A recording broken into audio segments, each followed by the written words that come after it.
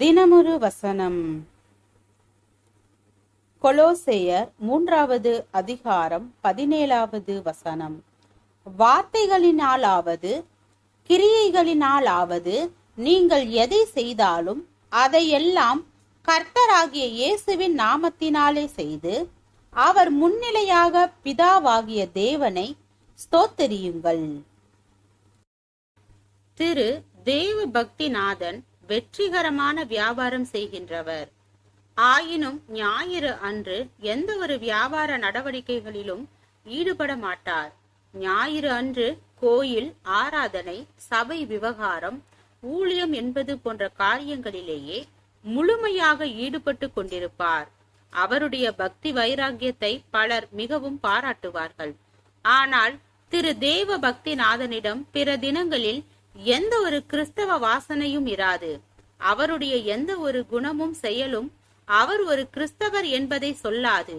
அவர் வியாபாரம் செய்யும் விதத்திலும் சற்றும் ஒரு கிறிஸ்தவ தன்மை இராது.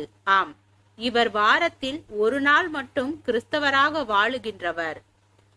புராதான கிறிஸ்தவர்களாயினும் சரி, பெந்தகோஸ்தே கிறிஸ்தவர்களாயினும் சரி, இன்று பெரும்பாலான கிறிஸ்தவர்கள் வாரத்தில் ஒரு நாள் மட்டும் கிறிஸ்தவ வாழ்க்கையை வாழ்கின்றவர்கள்.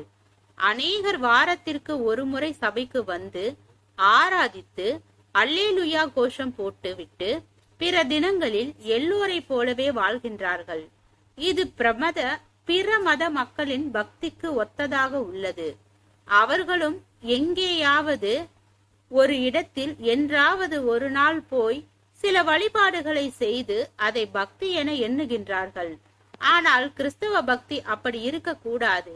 வாரத்தில் ஒரு நாளை கர்த்தருக்காக என்று ஒதுக்குவது சரியல்ல. ஒவ்வொரு நாளும் கர்த்தருக்காக ஒதுக்கப்பட வேண்டும். அனைத்து நாட்களிலும் ஆண்டவருக்கு மகிமை செலுத்தி வாழ்கின்ற ஒரு அனுபவம் நமக்கு வேண்டும். நாம் எங்கு பணிபுரிந்தாலும், எங்கு வியாபாரம் செய்தாலும், அங்கேயும் நாம் ஆண்டவருக்காக வாழ அழைக்கப்பட்டுள்ளோம். ஞாயிறு அன்று ஆராதிப்பது மட்டுமே போதாது. ஒவ்வொரு நாளும் நம்முடைய குணங்களும் செயல்களும் நடத்தைகளும் தேவனை கனப்படுத்துகின்ற விதமாக இருக்க வேண்டும். துதிப்பதும் ஸ்தோத்தரிப்பதும் பாடுவதும் ஜெபிப்பதும் ஊழியம் செய்வதும் மட்டுமே தேவனை ஆராதிக்கும் முறைகள் அல்ல. எந்த ஒரு வேலையாகிலும், தொழிலாகிலும், வியாபாரம் ஆயினும், குடும்பம் ஆயினும், சமுதாய உறவுகள் ஆயினும் அவைகள் மூலமாகவும் நாம் கர்த்தருக்கு ஆராதனை செலுத்த முடியும். அதுவே சரியான கிறிஸ்தவ வாழ்க்கை.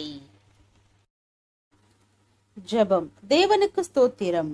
தேவனே, நாங்கள் எங்களுடைய வாழ்க்கையில் தேவ சித்தத்தை நிறைவேற்றும் மனிதனாகவும் தேவனுடைய குணநலன்களை பிரதிபலிக்கும் மனிதனாகவும் வாழ கிருபை பாராட்டும். ஆமீன்.